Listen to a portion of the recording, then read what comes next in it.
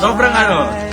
sobrang Totoo. nanay niya. Tsaka, kasi nung first week, 1 week lang Oo, 1 week lang kasi si nanay. nanay Jab sa Italy.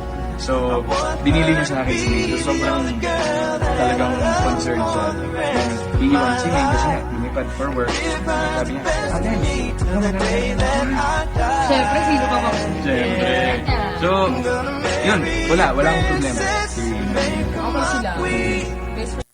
Teka. I-break na ako. Bagong pati si Maine.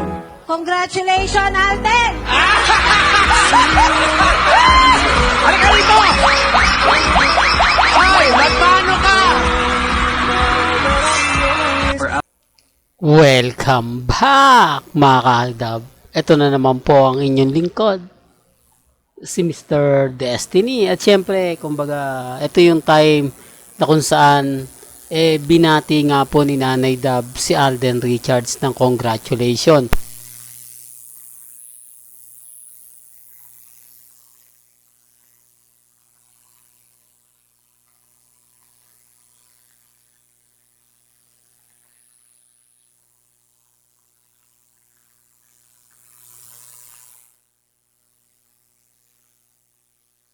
Ba, yung galing po sa Tape Incorporated, nawala na po ang channel ng 8 Bulaga, na kumbaga na nawala lahat. Yung ibig kong sabihin, yung panahon ng Aldab bigla pong nawala. Kaya nga sabi ko sa inyo, may mga bagay-bagay po na binabalik ko to para lang mapanood ninyo yung nangyari po talaga. Di po ba? Galing po mismo sa bibig ni Alden kung papaano siya tratuhin ni Nanay Dab.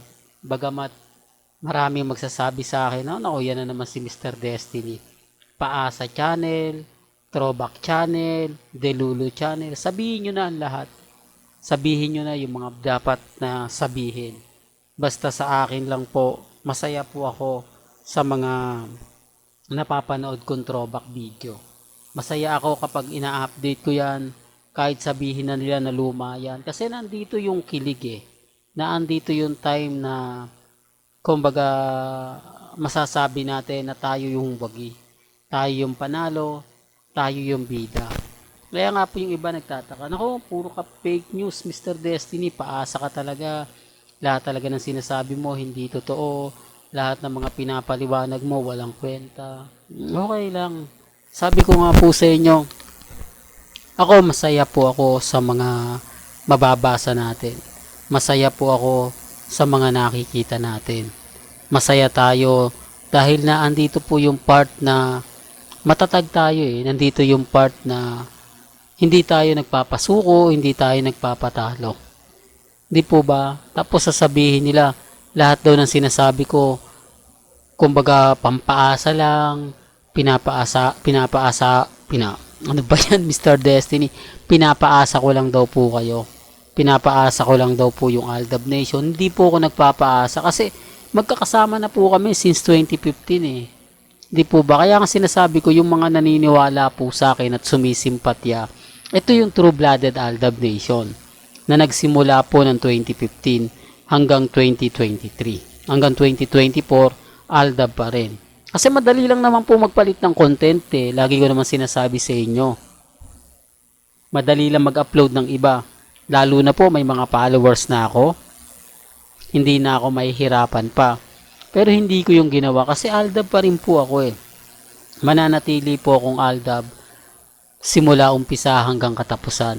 Pero bago nga po pala natin ituloy itong magandang update natin, kung bago ka lang sa channel na to at isa kang True-Blooded Aldab Nation na nagmamahal kina Mengay at Isoy, tama po ang channel na pinuntahan mo, kaya consider na po kitang bagong subscriber. At huwag mong kalimutang i-share ang mga video po natin sa mga mamis, sa mga titas at sa mga senyor. Gaya nga po nito, bakit hindi po kami masampahan ng kaso ni Nanay Dab? Bakit hindi po nagagalit sa amin si Tatay Dab? Bakit kahit ipagpilitan namin si Baby Teo, kasal na si Maine, kasal na si Alden, may anak na sila, hindi kami magawang i-bash. Hindi kami magawang kumbaga ipa-NBI gaya ng ginawa nila doon sa video na nagpapakalat. Di po ba? Hindi nila pa kumbaga maireklamo yung mga account ng Aldab Nation. Bakit? Anong rason? Anong dahilan na hindi kaya? Kasi kung titignan nyo, kayang-kaya po yan ng pamilya Mendoza. Kaya po nilang sabihin yan, pero hindi. Alam nila maraming tatamaan. Alam nila na maraming Aldab Nation ang, kumbaga, yung iba kamag-anak din nila. Yung iba kamag-anak ni Alden Richards. Kaya nga sabi ko sa inyo, paano kaming matitinag o paano kaming babagsak kung ang pundasyon namin ang mismong malalapit sa pamilya Mendoza at pamilya Polkerson. Kapag sinasabi ko po yan, sinasabi nila na hindi, na aawa lang daw. Remind ko lang po sa inyo, iba yung awa sa sinasabi ng iba. Iskandalo nga po yan, di po ba? Sabi nga po nila, may asawa na nga po raw si Mengay, si Congressman Arjo, pero bakit ayaw tumigil ng Aldab?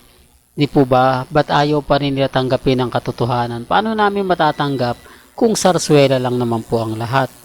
Malalaman nyo naman po yan pagdating sa tamang panahon. Pagdating ng point na mapapaisip din po kayo. Gaya nga po ng pamilya Mendoza nasa Japan at ang pamilya Atayde nasa Japan. Pero parang hindi naman po ata nagkita. Parang wala naman pong masasabi natin na kumbaga pag yung tipong di po ba? Pero gaya sinabi ko, hindi po ako namimilit. Wala pong pilitan sa channel ni Mr. Destiny. Ang sa amin lang, maging ganap at maging updated lang po. Doon lang masaya na po kami.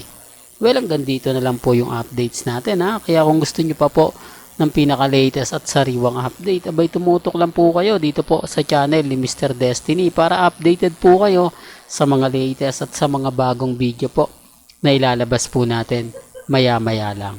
Hanggang sa muli, salamat po sa panonood at pakikinig.